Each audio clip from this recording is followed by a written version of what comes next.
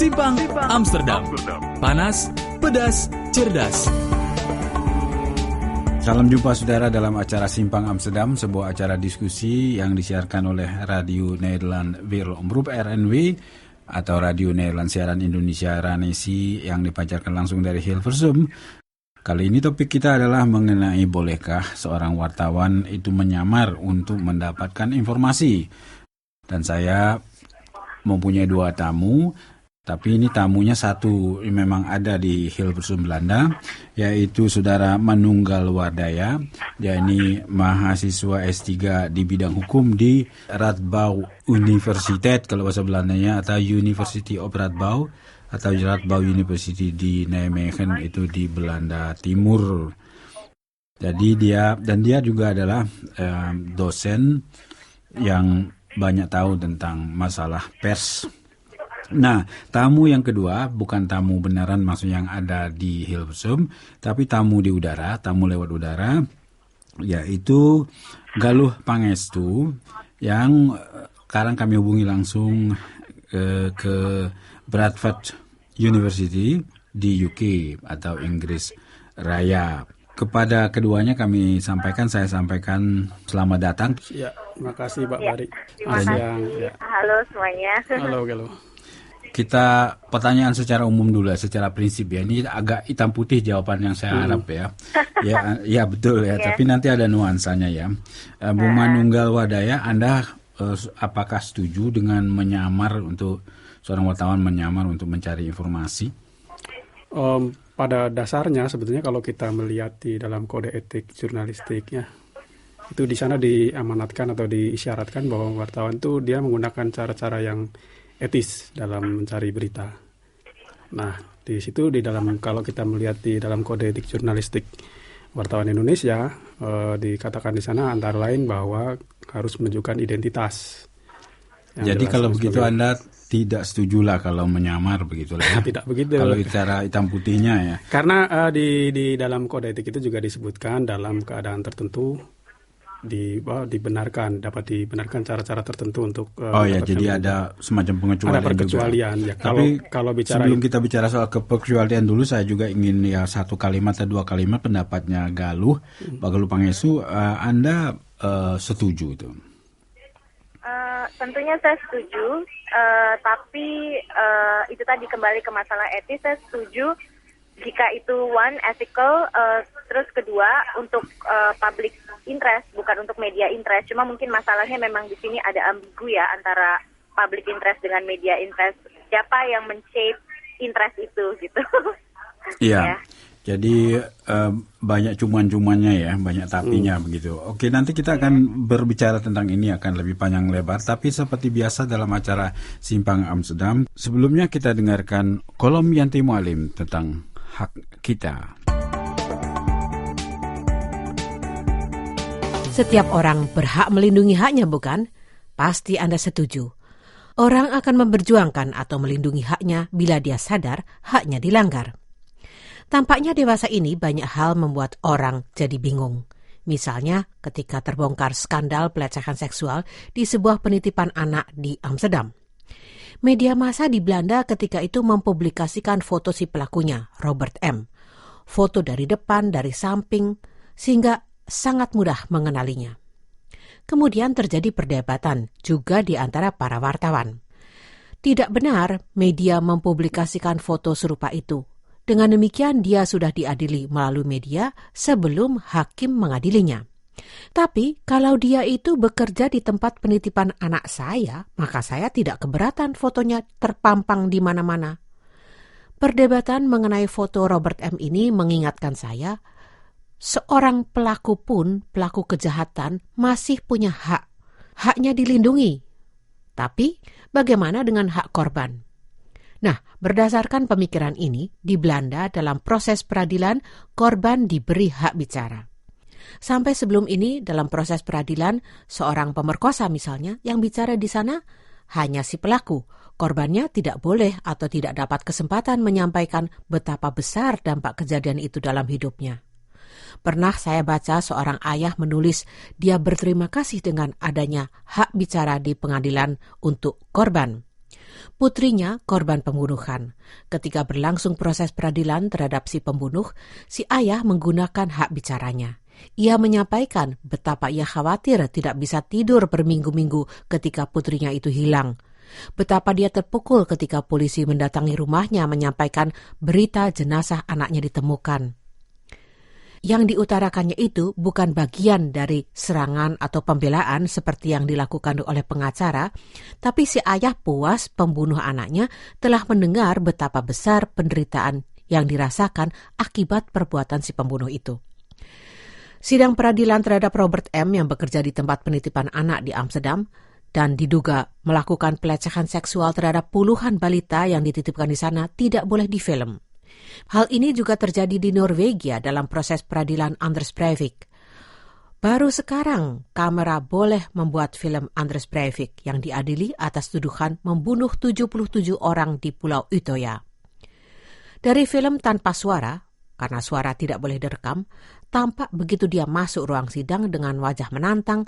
Menurut penjelasan peliputnya, dia lalu mengatakan, "Saya ini melindungi bangsa Norwegia dan oleh karena itu seyogyanya saya dapat bintang kehormatan." Bagaimana dengan hak Anda dan saya? Kita wajib mengetahui hak kita sebelum bisa menuntutnya. Demikian kolom Yanti Mualim tentang hak.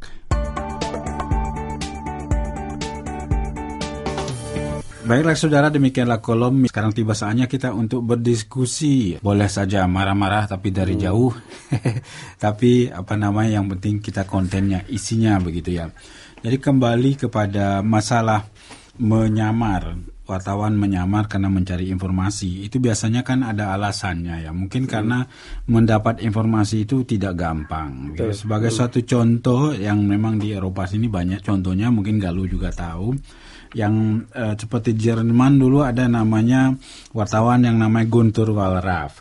Dia itu ingin menyelidiki bagaimana orang-orang Turki, ya, buruh-buruh dari Turki itu, dia mendapat berita bahwa mereka itu diperlakukan tidak baik. Jadi dia menyamar berapa tahun sebagai buruh Turki. Dia karena ingin membongkar hal-hal yang tidak benar yang terjadi, perlakuan majikannya terhadap itu. Sehingga dia menulis sebuah buku hasil penyelidikannya itu. Nah, kalau contoh seperti itu, saya mau ke ke Galuh dulu. Bagaimana menurut Anda? Kalau menurut saya setuju banget ya. Namanya juga investigasi itu kan proses pencarian ya, proses pencarian pasana. Saya juga personally karena saya merasa saya pernah dan karena tidak ada cara lain untuk membuktikan. Ya karena saya kerja di TV kan, berarti kamera tersembunyi ya, bukan masalah identitas aja gitu. Ada penggunaan kamera gitu di situ. Ya menurut saya kalau itu penting, kenapa tidak? Dan itu menjadi sebuah bukti valid bahwa terjadinya pelanggaran atau terjadinya ya sesuatu yang against the law gitu. Yang menentang hukum begitu. Oke, nah sekarang Mbak Manunggal, tadi Anda juga sudah mau agak panjang bicara, sekarang boleh menambah argumennya atau bagaimana, atau juga mau menyinggung contoh ini atau mungkin Anda ada contoh lain. Saya kira sebetulnya seperti kata kuncinya seperti yang dikatakan Mbak Galuh tadi ya, kalau memang ada public interest, kepentingan publik, maka di situ sebetulnya menjadi pintu pembuka untuk adanya penyamaran dan sebagainya dapat dibenarkan gitu. Tapi tentu saja pertama kalinya harus diupayakan dulu. Jadi dia bukan shortcut suatu jalan pintas ya langsung menyamar dan sebagainya. Secara etis harus diusahakan dulu secara normal. Jalur normal dulu. Ya, walaupun kalau kita mau a priori pasti susah ya. Mungkin pasti mendapatkan penolakan gitu, terutama misalnya orang-orang bekas, katakanlah kayak yang di kasus yang sekarang itu mengangkat adalah penjahat perang gitu ya, orang yang terlibat dalam. Oh ya, itu ada penjahat perang orang asal Belanda, Breuer namanya, yang sekarang tinggal di Jerman karena dia dulu memang menjadi tentara Jerman lah kata begitu, dan banyak membunuh orang Belanda sendiri. Akan tetapi itu harus ditempuh lebih dahulu sebetulnya, tidak bisa kemudian shortcut begitu. Ya, Galuh kalau mau nimbrung silakan langsung loh, boleh saja ya. Iya, mungkin kalau masalah tahapan proses atau prosedural itu teknikal banget ya Mas. Misalkan gini, kita karena itu kan situasional, misalkan nggak terjadi setiap saat atau kesempatan itu tidak terjadi setiap saat. Kita kalau menurut saya bisa melakukan kapanpun sama dalam istilah kata itu untuk public interest atau diperlukan sekali. Tapi sebelum itu sebelum itu dipublikasikan, kita bisa datang ke mereka untuk mempertanyakan bukti-bukti yang kita punya dan memberi kesempatan kepada mereka untuk menjawab atau memberikan kebenaran yang ada gitu. Tapi biasanya sih semuanya tidak pernah ngaku dan tidak pernah memberikan dan nggak pernah mau. Jadi ya kita terpaksa mempublikasikan itu. Seperti contoh misalkan kasus kebakaran depo Pertamina. Itu kan mereka karena mereka sudah punya budget banyak sekali untuk go internasional ya, sistem pengelolaan bunker minyak itu gitu. Tapi terjadi kebakaran dan segala macam dan itu dekat dengan tempat pemukiman. Ya terpaksa karena waktu itu kita ada option untuk bisa masuk, shield identitas apa segala macam, ya kita masuk, kita bahkan bisa melihat segala sesuatunya, kita punya fakta banyak banget. Kemudian setelah itu kita tanya gitu kan, Pak kita temukan gini atau itu masih denying apa segala macam, ya masih ditolak, masih dibantah gitu boleh, ya. Gitu kan, jadi ya sudah gitu. Ya sudah akhirnya menyamar juga ya. Jadi bagaimana itu Bung Manunggal kalau? Ya memang kalau dikembalikan pada teknis lapangan memang seperti tadi dikatakan Mbak Galuh ya, kadang-kadang kita memang melihat opportunity-nya juga tidak begitu wide untuk melakukan untuk normal situation ya. Memang bisa dibenarkan. Memang sebenarnya kata kuncinya sederhana saja, apakah ada public interest nggak di sini yang mendesak untuk kita melakukan itu. Sebab kalau enggak kita bisa kehilangan momen barangkali ya Mbak Galuh gitu. Kita akan kehilangan momen dan itu lebih merugikan publik daripada kita mungkin considering privacy katakanlah begitu. Ya bisa memperhitungkan privasi begitu ya. Ya tapi Mbak Galuh memang privasi ini bagaimana? Kan katanya Anda sudah pernah melakukan itu ya. Bagaimana kalau saya katakan kan ya ini kan bisa saja melanggar privasi begitu. Nah, kalau melanggar privasi siapa itu yang dipertanyakan? Maksudnya privasi mungkin Pertamina itu punya publik kan. Tapi kalau seandainya itu pribadi begitu, sebagai contoh tadi ada penjahat perang orang Belanda yang sudah tinggal di rumah jompo di Jerman, dia memang dia terbukti bersalah ya dan memang sudah divonis begitu ya. Tapi si wartawan ini pengen mungkin ya mencari cerita-cerita baru begitu, ada hal-hal yang dia inginkan, tapi sudah mencoba mencari lewat jalur normal, tapi nggak berhasil. Akhirnya diam-diam dia membawa kamera ke sana. Gini, kalau misalkan itu penyerangan terhadap personal, misalkan katakanlah itu public interest, tapi dia akan menghakimi seseorang, itu harus disebut anonimus.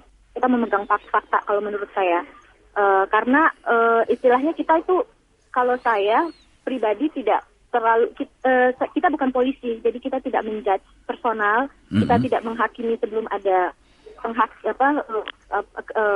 keputusan gitu. Jadi kalau saya pribadi saya tidak pernah mau menunjukkan seseorang atau individu yang salah. Jadi kalaupun harus memperlihatkan penjahat, itu pasti kami blur mukanya atau apanya atau bagaimana caranya. Tapi itu terjadi gitu. Misalkan ketika saya melakukan penyamaran sebagai perempuan yang mau melakukan aborsi, saya tidak pernah menunjukkan dalam visualisasi itu, saya tidak rela untuk menunjukkan siapa orang-orang itu gitu. Tapi terlepas lagi itu kan kita kan tim ya. Misalkan saya reporter atau asisten produser, ada di atas lagi. Mungkin di atas ada punya keputusan bahwa enggak, dia harus dihukum karena dia sudah melanggar begini. Kalau saya pribadi tidak. Kenapa? Karena saya tidak setuju dengan menghakimi di TV. Tapi kita perlu menyerang sistem, bukan menyerang individu. Ya, oke, ini sudah mulai sengit ini diskusi kita, tapi supaya jangan terlalu panasnya kita istirahat sejenak. Baiklah, kita lanjutkan diskusi kita dalam acara Simpang Amsterdam kali ini bersama saya Bari Mukhtar dan dua tamu saya yang betul-betul ada di studio, yaitu Manunggal Wardaya. Dia adalah mahasiswa S3 di bidang hukum di Nijmegen, sudah hampir salah sebut lagi tadi, di Nijmegen, Belanda Timur. Dan satu lagi di Inggris, tamu dari udara, yaitu Mbak Galuh Pangestu yang berpengalaman mengenai investigasi dalam tanda kutip penyamaran ini. Jadi tadi kita sudah banyak berbicara beberapa contoh ya, seperti orang Jerman tadi, Brure, orang Belanda sebenarnya. Jadi Anda memang betul-betul membedakan Mbak Galuh itu visualisasinya ya, penyiarannya nanti, penayangannya itu apakah dilihatkan betul wajahnya secara sempurna atau tidak begitu maksudnya tadi ya? Iya. ya pertimbangannya supaya tidak merugikan dia sebagai individu ya, karena dia punya hak. Dia punya hak privasi. Tapi kalau misalkan itu kan terlalu penonton, pemirsa kan berhak untuk melihat. Siapa yang bilang gitu, Cewek? Ya bisa saja kan penonton bilang, wah itu bohong, itu kan mukanya, wajahnya nggak dikasih lihat. Kan ada sistemnya. Itu satu lagi, itu kan kredibilitas. Apakah kita, biasanya kalau saya pribadi merasa setiap program itu kan punya, ketika dia dimulai sampai dia berepisode-episode itu kan ada orang bisa lihat bagaimana kredibilitasnya gitu, maksudnya. Dengan kita istilahnya, saya sering misalkan saya di tim kami gitu, misalkan polisi datang atau apa minta ini di mana atau apa atau gimana, ya kami kasih informasinya, jadi biarkan mereka gitu. Kalau masalah publik percaya atau tidak percaya itu kembali lagi ke publik. Tapi kalau masalah mereka berhak tahu itu terjadi, tapi mereka belum tentu berhak tahu siapa yang melakukan itu gitu. Karena itu kan tidak langsung pada individu publik yang. Bu Manunggal ada komentar. Kalau saya melihat di perspektif hukumnya, ya, memang saya sepakat dengan Mbak Galuh. Identitas itu juga, walaupun kita substansinya kita dapat bahwa dia di sini, dia mengaku demikian dan sebagainya, itu mungkin perlu diketahui oleh publik. Tapi kita juga mungkin considering juga si yang kita cover ini, sehingga dia tidak terhakimi oleh publik gitu loh. Nah, kalau misalnya nanti ada kepentingan untuk pro justisia, ya silahkan aja polisi misalnya mencari, tapi kita bukan bagian dari kepolisian untuk kemudian memberitahu informasi ini di mana dan sebagainya. Walaupun itu di dalam. Tapi kadang-kadang kalau mungkin Mbak Galuh juga bisa ikut bicara masalah jurnalistik yang sifat investigatif itu kadang-kadang memang mirip kerjaan polisi. Mirip begitu, tapi kita tidak kemudian. Maaf, saya kurang ini mirip apa? Enggak, jurnalistik investigatif itu kerjanya kan kadang mirip seperti polisi kan, investigasi. Apa enggak? Betul. Betul. Ya. Makanya ada dua arah kita kerjasama, cuman bagaimana kita tetap bisa ada wall, ada firewall di situ, ada pembatas ya, supaya kita juga tetap independen ya, tetap mandiri gitu, enggak. Jadi kita sering bertukar informasi atau apa. Tentunya kan kita juga istilahnya kalau polisi itu kan keamanannya terjaga. Kalau kita kan kadang-kadang keamanannya itu tidak terjaga, bagaimanapun juga kan kita ketika kita melakukan investigasi ada tanggung jawab terhadap pribadi kita ya, tentang keamanan, tentang macam-macam. Jadi memang pekerjaannya seperti polisi dan perlunya kerjasama dengan polisi, tapi di situ kita tidak punya istilahnya hak atau the right gitu loh. Kita nggak punya right seperti polisi gitu. Jadi haknya berbeda gitu. Baiklah, ini nanti kita sambung lagi nih bicara soal hak membedakan, mungkin juga Bung Manunggal bisa menambahkan begitu apakah membedakan antara polisi dan wartawan. Sebelumnya kita istirahat sejenak. Baiklah, kita lanjutkan lagi diskusi kita dalam acara Simpang Amsterdam. Tamu kami adalah Saudara Manunggal Wadaya, dia seorang mahasiswa S3, PhD di Belanda sini. Dan satu lagi adalah Mbak Galuh Pangestu yang ada di Inggris, di Bradford. Nah, tadi sudah disinggung sedikit ya perbedaan antara polisi dengan wartawan begitu, Anda Bung Manunggal begitu. Memang ini bisa bagaimana ya? Bisa tercampur aduk nggak ini? Anda khawatir nggak itu? Ya, kalau saya berusaha membimbing ke dalam contoh yang konkret ya, misalnya di Indonesia itu ada kasus yang sangat terkenal dulu, bakso tikus tuh. Bakso tikus, kemudian kalau Mbak Galuh juga ingat ya, kemudian ada investigasi. Teman bisa diceritakan sedikit tuh. Bakso tikus itu sangat menggemparkan tanah air, betapa ternyata kalau nggak salah di kawasan Pantura Jawa Barat, maafkan kalau saya salah, itu ternyata banyak bakso-bakso yang dijual itu dibuat dari tikus, Pak. Saya lupa apakah tukang baksonya yang benar-benar mencari, tapi betul-betul ngambil dari tikus yang gemuk-gemuk itu, kemudian dibunuh, dan intinya daging bakso yang tanda petik lezat itu adalah dari tikus gitu loh. Dan di situ saya melihat bagus ketika pelakunya itu dikaburkan gitu, identitas suaranya dan sebagainya. Tapi at least itu hasil liputan wartawan itu. Dan masyarakat setidaknya tahu, waspada gitu, bahwa kalau mereka makan bakso di kawasan tertentu, dan mungkin juga di banyak daerah di Indonesia, saya khawatir karena itu hanya difokusnya kalau nggak salah di Jawa Barat, maafkan saya kalau salah. di situ ditampilkan betul, juga dilengkapi dengan dari ahli gizi kalau nggak salah yang mengatakan pada pendeknya sebetulnya daging tikus itu secara nutrisi juga nggak masalah sih, cuma etisnya mungkin nggak tepat lah dimakan gitu ya.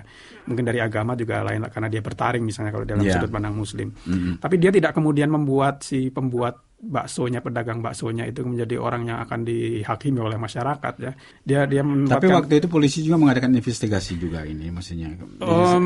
Saya kira tidak ya, karena mungkin tidak ada unsur pidananya di situ. Karena malah lebih kepada etis orang, siapa sih yang mau makan tikus, saya kira kalau mungkin di dalam konteks Jawa, mungkin kalau di Sulawesi di mana saya lihat ada orang jualan daging tikus mungkin lain lagi.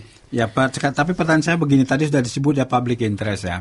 Tapi masalahnya kan mendefinisikan public interest itu kan bisa juga kontroversi begitu kan. Bisa saja orang menyebut ini public interest tapi mungkin tidak gitu, kepentingan pribadi ya begitu, atau perusahaan tertentu atau siapa begitu. Bagaimana komentar Anda Mbak Galuh? Itu tadi dilemanya, saya sering menghadapi yang namanya menurut saya, itu sebenarnya kalau menurut saya kita kan manusia dikasih akal dan hati. Saya rasa semua juga tahu mana yang sebenarnya benar atau tidak, tapi kadang-kadang kan ada interest lain, yaitu interest media dan di mana Anda berdiri, apakah posisi apa Anda. Kadang-kadang kan ada yang bilang ini publik penting gitu, ini penting untuk publik, tapi kalau menurut saya itu tidak penting untuk publik karena itu hanya sensasi gitu. Dan for example sebagai contoh begini, kita ambil contoh misalnya saya berimajinasi kejadian Apriani gitu misalkan, katakanlah waktu itu kita tidak tahu apakah dia itu dalam. Perlu ditambahkan dikit, dijelasin deh, Apriani itu yang menabrak pakai mobil Avanza itu ke publik sehingga yang korbannya sampai 9 atau 8 orang itu. Misalkan wartawan berusaha mencari tahu atau menggali apakah dia suka mabuk-mabukan atau apa. Mungkin ada yang bilang itu public interest, publik harus tahu gini segala macam. Saya pribadi akan bilang tidak penting. Kenapa? Satu, itu akan dalam kepolisian gitu kan. Nanti untuk dicek apakah dia benar-benar dalam pengaruh obat-obatan atau tidak. Dan seorang kalau menurut saya sebagai media seharusnya lebih peka terhadap yang terjadi, yaitu di Indonesia itu belum aware, belum perhatian betul atas yang namanya minum sambil nyetir, karena kita mungkin kebiasaan orang nggak minum gitu ya. Tapi yang ada kan orang menyerang pribadi gitu kan, misalkan menyerang Afran gini, emang dia salah, emang dia ini, dan orang kan banyak tuh di media-media kayak mungkin versi investigasi ya, misalkan cari foto-fotonya mabuk-mabukan apa ini, kayak menjawab pertanyaan bahwa dan memenuhi kepentingan publik bahwa untuk tahu bahwa dia tuh melakukan dalam pengaruh obat-obatan misalkan kayak gitu. Jadi yang kayak gitu yang sangat dilematis, yang tadi dibilang etis itu kan etis menurut siapa dan versi apa apakah.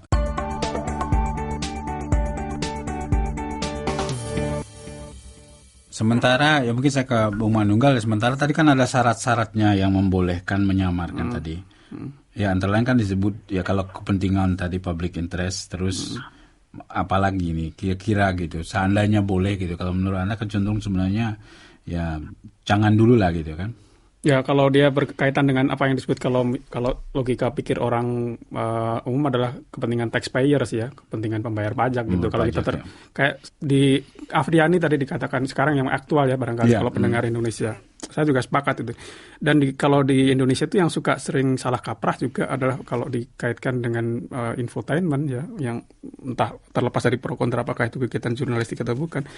Tapi kalau kita mau melihat mereka mengakui itu adalah jurnalistik, seringkali investigasi terhadap kehidupan privat itu yang tidak bisa dibenarkan saya kira, dan itu memicu kemudian apa yang disebut dengan kekerasan ya. Ketika jurnalis itu melakukan investigasi, dia misalnya ya ada seorang artis ya sepasang dia kawin gitu diam-diam gitu, dan kemudian dikabarkan punya anak. Media berlomba-lomba mencari gambar si bayi gitu. Karena apa? Kalau saya lebih duluan dari Mbak Galuh nih, media saya bakal ditengok orang gitu. Ditengok orang artinya akan banyak orang pasang iklan di media saya. Nah itulah investigasi yang kemudian jadi salah kaprah. Termasuk juga kasus Apriani begini. Orang itu sebenarnya publik itu interested, tertarik, tapi itu bukan kepentingan, bukan, sebenarnya lebih kepada public appetite, itu bukan public interest ya. Ya. Betul. Saya sih sebenarnya di sini menurut saya memang itu dilematis, tapi bagaimana melindungi dilema itu dari abuse-nya media gitu terhadap dilematis ini gitu, karena ini cukup dilema yang pro dan kontra, tapi kalau maksudnya cukup perdebatan lama gitu, perdebatan yang sangat lama yang tidak ada jawaban yang pasti, tapi sangat juga memang ketika lagi-lagi tadi yang disebut Mas Manunggal kembali ke appetite gitu misalkan, atau hanya memberikan apa yang masyarakat mau, bukan apa yang masyarakat butuhkan gitu. Ya, tapi kan kadang-kadang sebagai wartawan juga memang seperti tadi dibilang ya, memang ingin juga berkibar benderanya begitu ya, medianya begitu ya, supaya saya rasa berkibar bendera media dan bendera seorang wartawan itu dari hasil produk jurnalistiknya, dan kan kalau menurut saya kita tahu dari dalam hati, dan masyarakat juga akan menilai. Masyarakat akan senang misalkan gini-gini, tapi kan ada guilty pleasure ya di situ. Mereka tahu itu salah gitu, dan itu sebenarnya nggak diperlukan gitu. Mereka akan lebih memberikan apresiasi dan penghormatan terhadap mereka yang melakukan kerja-kerja dilematis ini dengan benar-benar ground-nya itu kuat gitu. Menurut saya. Iya, jadi menurut Anda sebenarnya ya kalau jurnalistik yang dalam tanda kutip kita sebutnya serius begitu, yang bukan seperti infotainment atau paparazzi seperti itu, ya sebaiknya memang harus mematuhi etika atau kode etik dan sebagainya. Ya, dan karena mereka juga hukum. kepingin dimasukkan dalam kegiatan jurnalistik, sehingga mereka mestinya juga. Mereka yang mana nih Mas Menurut? Infotainment kan selalu berjuang untuk diakui sebagai bagian dari kegiatan jurnalistik. Karena gini, dari judulnya aja kan misalkan infotainment kan untuk hiburan. Ya. Kita kan tidak memberikan dan melakukan pekerjaan dilema ini bukan untuk hiburan, melainkan untuk memberikan memperbaiki apa yang salah dalam sistem masyarakat kita, bukan memberikan hiburan gitu kan. Ya, makanya saya bilang ya kita ini sebenarnya terutama kita bicara soal media dalam saya menyebut istilah gampangnya saja media serius begitu ya. Okay. Yang katakanlah ya seperti media-media yang kita kenal entah televisi dan sebagainya begitu. Kalau memang infotainment apalagi paparazzi apa itu yang tukang fotograaf itu juga mungkin juga mereka itu sudah melewati batas-batas tertentu juga ya. Tapi pada prinsipnya sebenarnya menurut Anda Galuh sebenarnya boleh saja itu investigatif jika perlu menyamar asal ada rambu-rambunya begitu. Iya, betul. Kayaknya saya kira ini Bung Manunggal ya tentu sependapat saja seperti. Ya mungkin yang harus ditambahkan juga harus dibebaskan. Kita harus membebaskan diri dari keberpihakan juga. Kadang-kadang ada juga wartawan memang itulah mengapa jurnalis itu dan media haruslah independen, harus terutama ketergantungan politik dari pihak manapun. Tapi saya punya pertanyaan, apakah ada media atau media ya, saya tidak bilang reporter atau apakah ada media yang tidak ada interest atau tidak ada. Kita melihat ya kalau di dalam fenomena di tanah air ada media yang terutama dikapitalisasi media ya dimiliki oleh kekuatan politik tertentu. Nah itu investigasi mengarah kepada misalnya parpol lain gitu yang di luar media itu yang that's the difficulty ya. Saya juga bertanya-tanya itu. Ya, jadi sebenarnya kerja wartawan tuh bukan cuma melobi di luar, tapi melobi juga di dalam. Nah itu mesti merdeka dari luar eksternal juga dari internalnya. Dia harus juga berusaha independen juga di internalnya. Itu lebih sukar independen dari di dalamnya itu. Supaya jangan ada turun tangan bosnya begitu ya. Saya kira itu topik yang menarik juga untuk nanti kita diskusikan lagi bagaimana sampai di mana independensi seorang wartawan di Indonesia terutama yang kadang-kadang memang sekarang ini dengan zaman reformasi yang bebas ini dan memang tidak ada lagi sensor-sensor seperti zaman Orde Baru, tapi ternyata juga pemilik media itu yang semakin berkuasa begitu kayaknya ya. Oke. Kalau begitu saya ucapkan terima kasih banyak kepada Mbak Galuh yang telah bersedia bersama kami dalam siaran ini, dan juga kepada Bung Manunggal Wadaya saya ucapkan juga terima kasih yang banyak dalam acara Simpang Amsterdam kali ini. Terima kasih Pak Bari. Atas nama semua tamu saya Bari Mutar, mohon diri.